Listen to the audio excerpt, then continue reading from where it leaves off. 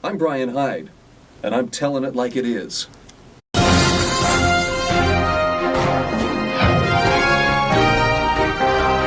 One of my favorite writers was a guy by the name of Charlie Reese, and he said something that has stuck in my mind for years. He said, during times of crisis, the foremost duty we have as citizens is to think independently and critically. And if you look around today, you'll notice that there's not a lot of independent, critical thinking taking place. The evidence of this is when you run into a differing point of view, do you find yourself getting angry? Or have you met people who do? For instance, sitting around the Thanksgiving dinner table, if someone disagrees on a political point, does it become jihad, holy war, because you disagreed with them? That's evidence of dogmatic thinking, and it's the absolute polar opposite of critical thinking or independent thinking. You can know if you're thinking dogmatically because you're unable to explain why you believe what you believe. Talk radio, sadly, is producing a lot of people who can parrot wonderful talking points but can't really explain why they think what they think. The mainstream media does this as well. In fact, thanks to the mass media, it's impossible to get a truly unbiased source of information. So this puts some responsibility on our shoulders. How do we as a people avoid the propaganda that's coming from us? Yes, even from conservative corners. Well, the answer is we have to think for ourselves. We have to learn how to lose the dogmatic thinking and become critical, independent thinkers. And there's only one way that I'm aware of to foster those critical thinking skills. So if we're going to become a propaganda-proof people, the best and most certain way to do that is through a liberal arts education. Now, the very word liberal arts will send some people running, screaming for the hills. Liberal arts! What? They think it must mean something to do with political liberalism. It doesn't. Actually, liberal arts stems from the term artis liberalis, which simply talks about a very well-rounded education. That means you study a little bit of everything. You would be conversant in math. You'd be conversant in poetry. You'd know a little bit about astronomy. You would know about science and music. Get the picture? Liberal arts means you would actually study the classics. And it's through the classics that we develop our critical thinking skills. Now, I can sense that there's some skepticism on a lot of people's minds when it comes to really just read classics and you become a better thinker. And the answer is yes. Here's why.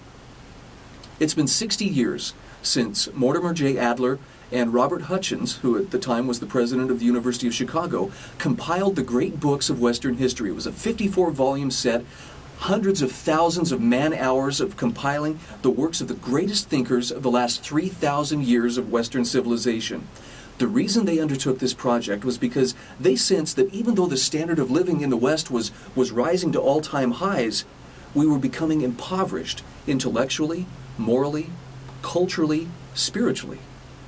In other words, knowledge by itself is great, but it's the well-rounded knowledge that helps you understand human nature that really allows you to think more clearly, to ask the right questions, as opposed to simply just having the right answer right there at the tip of your tongue. So a person who studies Descartes or Plato or Mills can learn how to think because they're exposing themselves to different viewpoints. In fact, the most important thing they're doing is they're stepping out of their own time. We kind of become what C.S. Lewis referred to as chronological snobs. We believe that we have the benefit of all the information that mankind has ever seen or ever will see at our disposal. The truth of the matter is, we have blind spots. And one of the greatest ways you can learn this is to step out of your time and into the mind of a great thinker from 2,500 years ago or even 500 years ago and see what they had to say. One thing you're going to find is that the questions are still pretty much the same thing. The big questions that they had on their minds are the same questions that humanity is asking itself today. The second thing is you're going to recognize they had blind spots. Aristotle, for instance, great philosopher, hugely influenced U.S. government, believe it or not. He was a profound influence on the founders. He was also a very strong supporter of slavery.